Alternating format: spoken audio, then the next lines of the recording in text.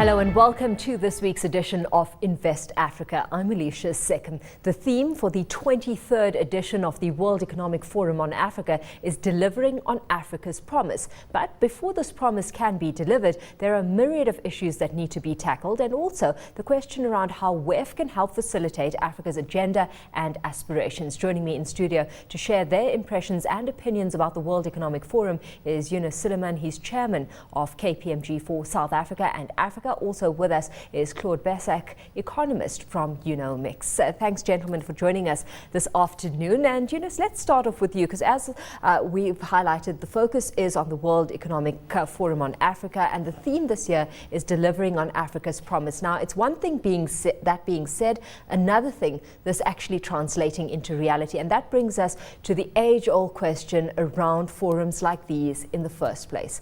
Are we looking at just another talk shop? I hope not. I think that we may not necessarily be able to quantify the outcomes, but I think it does realize some collaboration arrangements and some focus on the actual issues facing the continent. So in this context, I think the WEF, there's a huge expectation that it goes beyond just being a talk shop, and that we would focus a lot more on helping the global landscape lift out of this economic depression. Claude, we've had many getting excited about the fact that the theme is focused around delivery. Where are your expectations sitting right now? Well, I think in terms of the forum itself, I tend to agree with Yunus.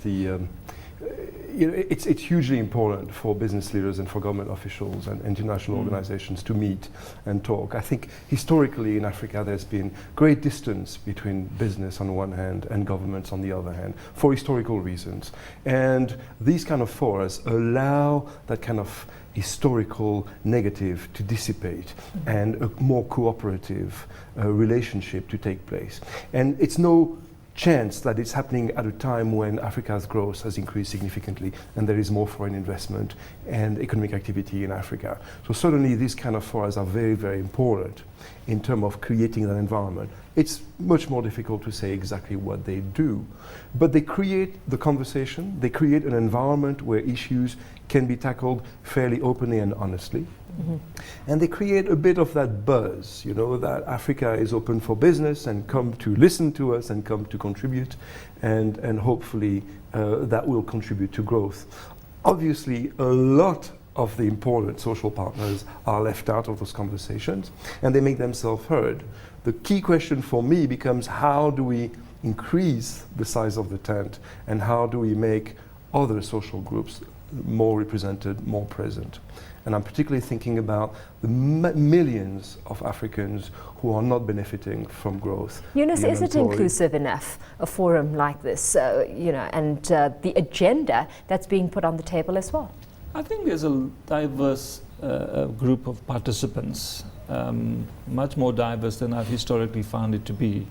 So I think that not everyone gets invited, but I think when I look at the actual participants list, it's really across the globe, and it's including all facets of life, including especially the young global leaders. I think they come from diverse backgrounds as well. But I think it's enough to really get the show on the road in terms of being more than a talk shop. Yunus, I asked a question because I've come across the phrase Africa hype phenomenon and doubt that we're on our way to becoming a hub for growth. Furthermore, being highlighted that at these growth rates that we're looking at right now, they're generally coming off low bases, so nothing really to get excited about here. So there are quite a few cynics that sit out there as well. What's your response to those cynics? If you look at the fact that we've got literally 90% of the world's platinum, we've got half of the world's gold, and so on. The growth rates are much higher than everywhere else in the world, and that's not something to sneeze at. So I think with looking at also the fact that you have at least 6, if not higher, of the fastest growing economies in the world based in Africa, you have to look at it seriously as a global investor and consider where the opportunities lie. And the benefit of WEF is to have a lot of people that are in this complex that you can talk to, which is not that easy to get through to in their offices. And that's, I think, a fundamental benefit, is that it's connectivity, it's networking, It's more than just sitting and listening to the discussions in the rooms. And for the most part, Claude, I mean, that's where the spotlight has been, the continent's resilience and weathering this global economic storm, so to speak, with an expected annual growth rate of 5% in 2012-2013, and almost half of Africa's countries having attained middle income status as well. But focus is also now on sustaining that growth moving forward. How are you rating Africa's vulnerabilities at this stage? It's an interesting question. It's a difficult one to answer. But in a nutshell, I think what we've seen is significant improvement in that resiliency. Not necessarily because there's been a change in the sectoral focus, and that's a big question for Africa, but because there's been a change in the source of investment geographically. There's been an opening of Africa to emerging markets, India, China, obviously, but Latin American countries also are participating, and increase in intra-African investment and trade. These have explained to some extent the fact that Africa has not suffered to the extent that other economies suffered from the global slowdown or meltdown and slowdown that has followed. But also a great concern is the fact that the growth of Africa is greater nowadays, today, than it ever was. Based on its dependency on its exports of unprocessed commodities, and particularly oil and gas. And that means that that growth is fairly hollow. There is a lack of manufacturing response. There's in fact a significant decrease in the share of manufacturing, in the share of GDPs in Africa over the past 10, 15 years. Same for agriculture. And all those analysts who point to us that, well, but services are making up for that difference, well, clearly not, because these services are domestic consumption services and not export market services. So what you have is you have a diversified growth generation from the source of the markets that are consuming our commodities. But there is still a lack of economic diversification. And we haven't been able as yet to reproduce the Asian or the Latin American model of getting consistently and competitively into value-added manufacturing, transformation. And real economic development must come from that, because resource-based development is not job creating.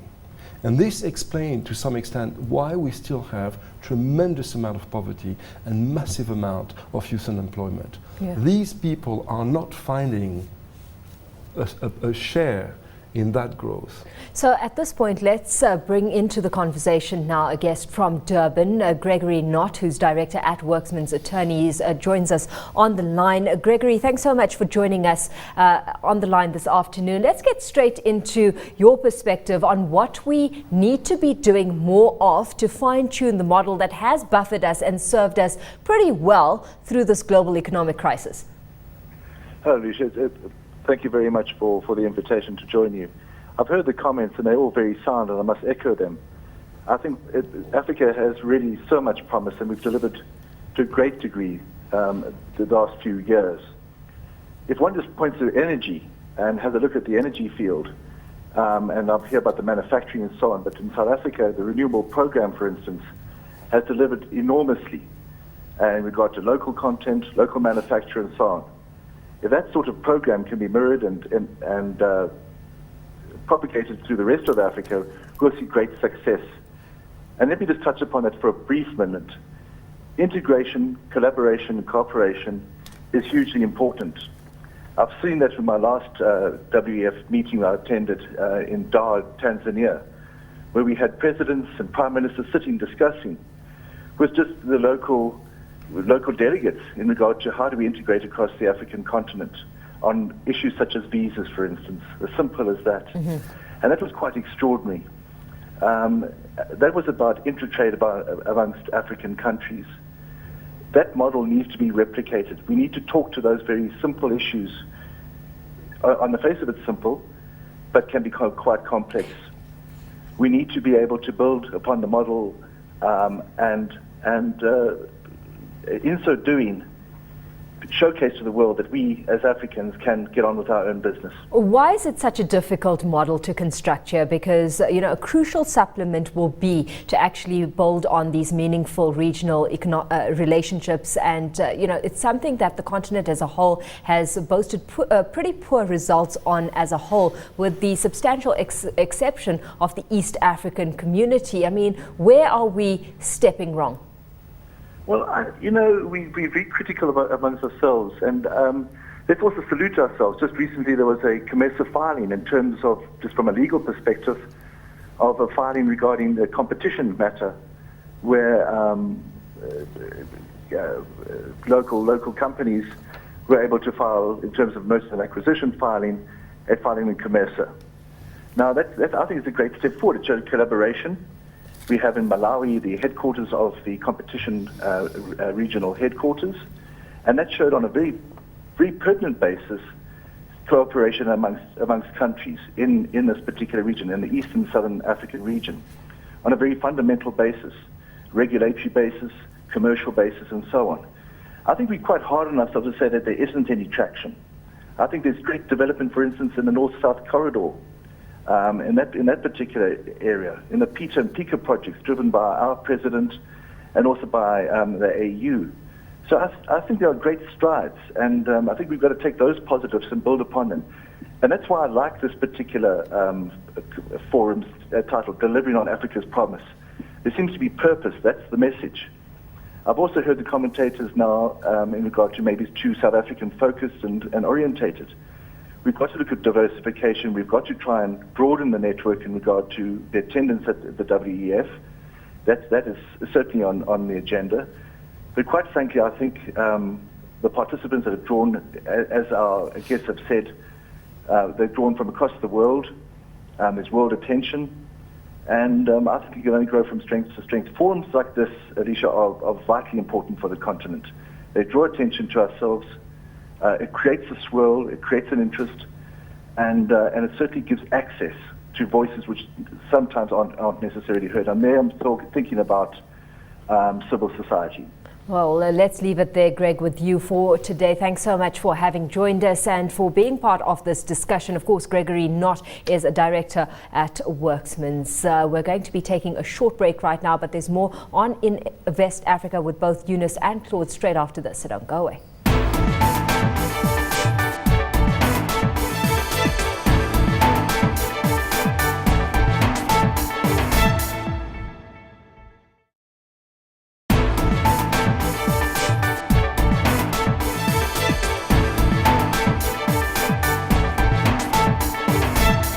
Welcome back. You're watching Invest Africa. We're still discussing the 23rd edition of the World Economic Forum on Africa, and still with me is Eunice Suleiman. He's chairman of KPMG for South Africa and Africa. Also with us is Claude Besek. He's an economist from Unomics. Claude, a key focus area this year is strengthening the continent's competitiveness and fostering, inclusive growth to build resilience in what is a very volatile global environment. Where do we start? Because, getting this right comprises quite a few elements. Where does the priority lie? Well, I think the first foundation is always, unfortunately, and sounds terribly boring, but macroeconomic stability.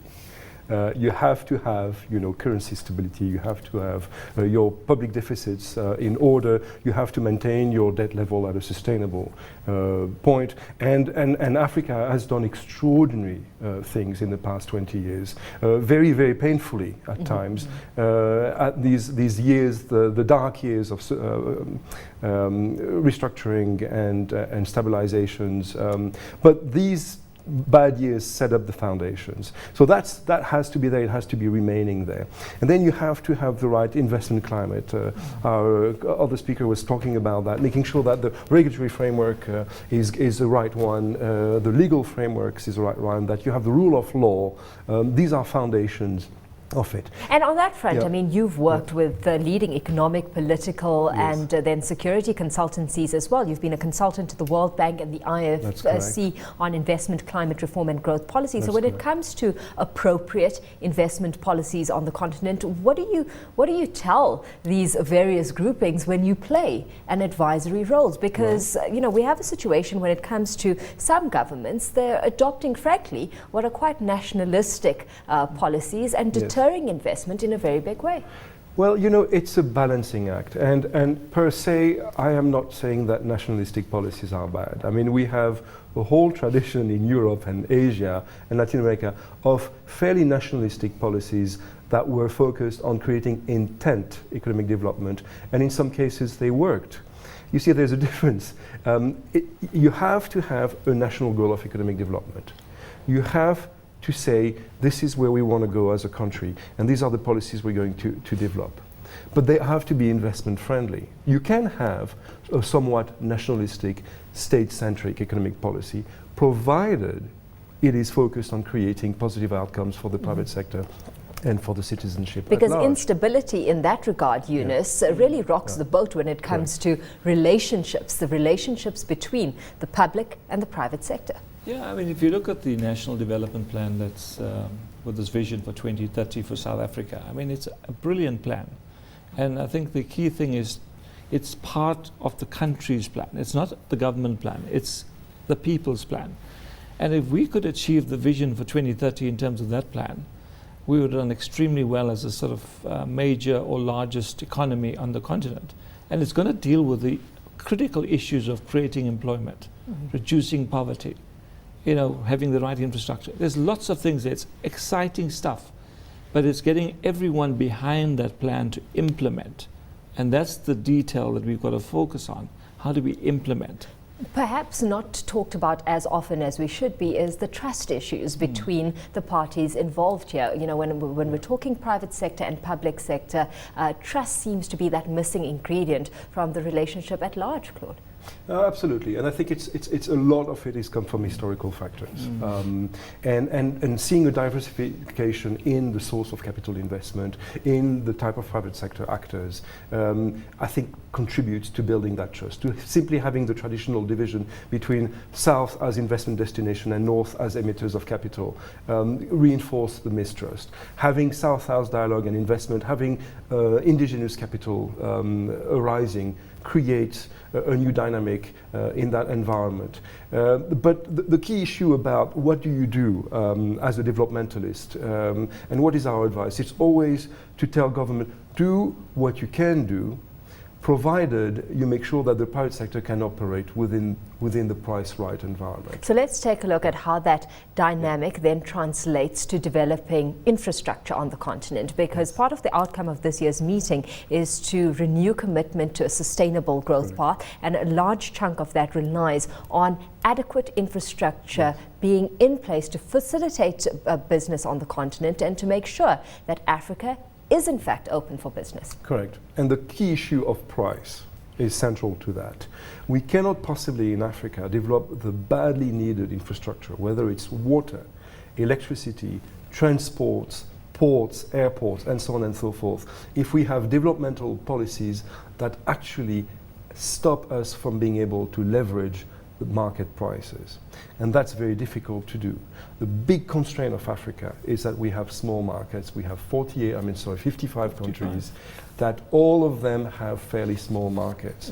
So there cannot be a mechanism for sustainable infrastructure development that does not involve integration and does not involve sharing of those platforms within the right capital raising framework, the right regulatory and legal frameworks. How it's done, it really depends on what the infrastructure is. We are working on projects in Central Africa where we're trying to do is leverage our clients, in this case private companies, our clients' projects where the country as a whole can benefit from that. So that's the kind of PPP from a private sector offering standpoint. It's got to be beneficial. And we've seen in countries like Mozambique what happens when private sector projects are not perceived to be beneficial to the country at large. These projects do not go forward and the investment disappears.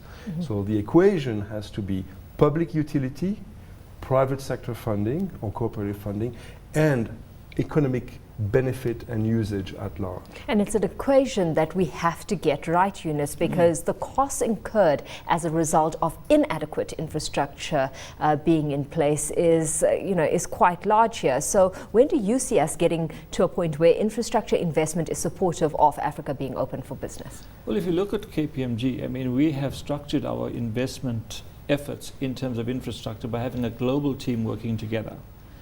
At the World Economic Forum this week, we have our global head of infrastructure, we have our Europe Middle East head of infrastructure, as well as our Africa head of infrastructure working together. And Nick Chisholm, who is the global head, will be actually moderating the session on infrastructure in Cape Town. And I think that's an important pillar, which is receiving a lot of attention. And I think the key thing is, how do you lower the cost of doing business in Africa? If you look at countries where electricity is, let's call it, not ideally set up, countries where the road network is not good enough, and the rail, etc., it increases the cost of doing business significantly, which makes it more of a deterrent in terms of an investment return. But I think the key thing that companies need to understand is that Africa does provide high risk, but high return as well.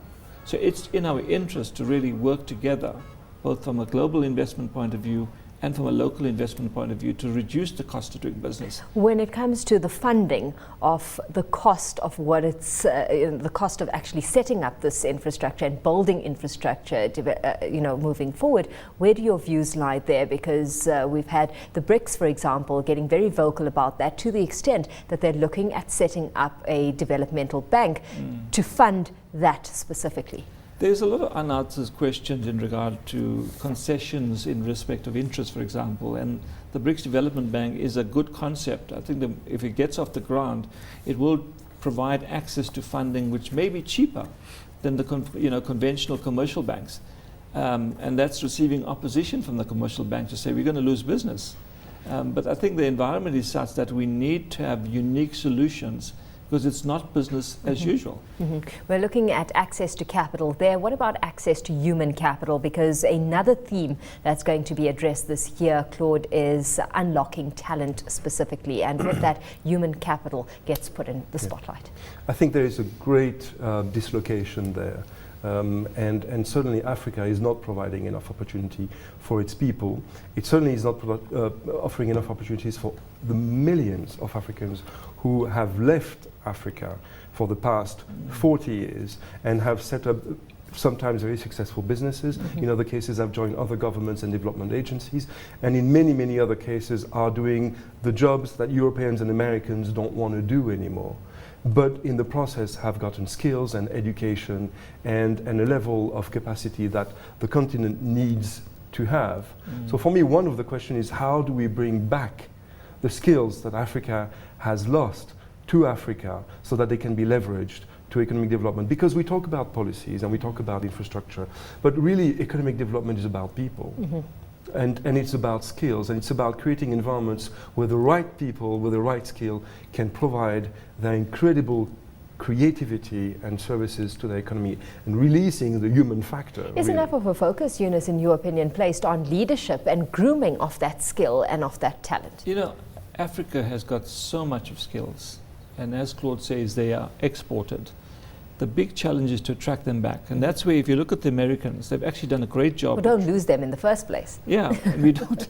But I'm saying if we could create the right environment to attract them back, it'll be fantastic.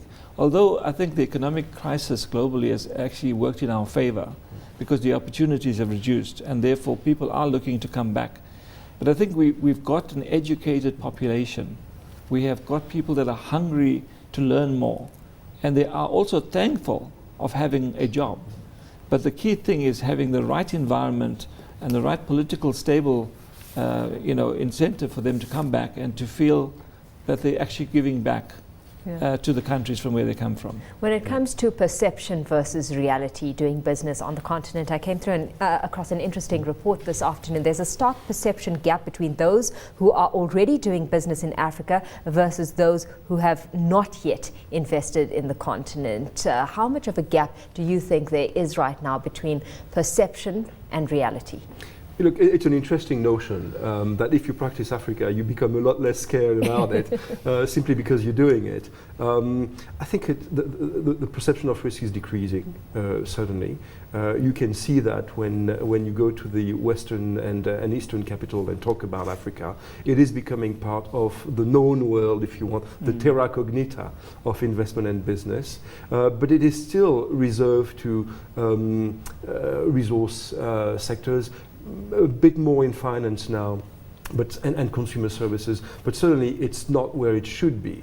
The perception, unfortunately, is unaided by the continuous bad news that come from certain regions of Africa, where you hear about rabid nationalism of the wrong kind, that is, when you see coups d'etats and rebellions and civil wars, and there is still far too much of that in Africa. But obviously that means that a lot of people are throwing the baby with bathwater. And that's where we can do a loop back onto the WEF and say that this is the kind of forums where a conversation about Africa can positively educate people as to the fact that it is becoming less risky, it is becoming more business as usual. There are challenges, but they can be rationally, at least in a lot of jurisdictions now, they can be rationally, reasonably addressed, whereas in the past, irrationality was perhaps more common. Yunus, I alluded to the BRICS grouping a little earlier. When it comes to building with BRICS, I mean, how do you see that collaboration actually helping Africa deliver? I think, when you look at it, I mean, Africa, or let's call it South Africa, is the smallest of the five. If you look at the volume or the value of the GDP they contribute, which is significant, 30% of the GDP globally comes from those 5 countries. I think we could benefit more in the context of sort of collaborating and exporting to each other, or working together in developing more value to our products, and that could create more employment. At the moment, it's all exporting natural resources, or and not getting the extreme value that can come out of converting them into value-added products. Yeah. So I think that there is a glue coming about between the 5 countries, and we could benefit significantly in the process because we have common, call it, cultures. If you look at the World Cup as an example, we hosted a fantastic World Cup in 2010. Brazil's going to, host it in 2014, and we can collaborate with each other because we have a background which is similar, and I think that's important in actually, in terms of BRICS playing a role in bringing that glue together with us 5 countries working together and creating environments like the Business Council, talking to each other regularly, the BRICS Development Bank, whatever it may be, that to bring us more closer together. Yeah, that will help the emerging economies. Absolutely, that within a rapidly shifting economic landscape. Gentlemen, thanks so much for having joined me today. We've come to the end of this edition of Invest Africa. A very big thanks to my guest, Yunus Suleiman, who is the chairman of KPMG South Africa, and Claude Bassek of Unomix as well. From me, Alicia Second, it's goodbye.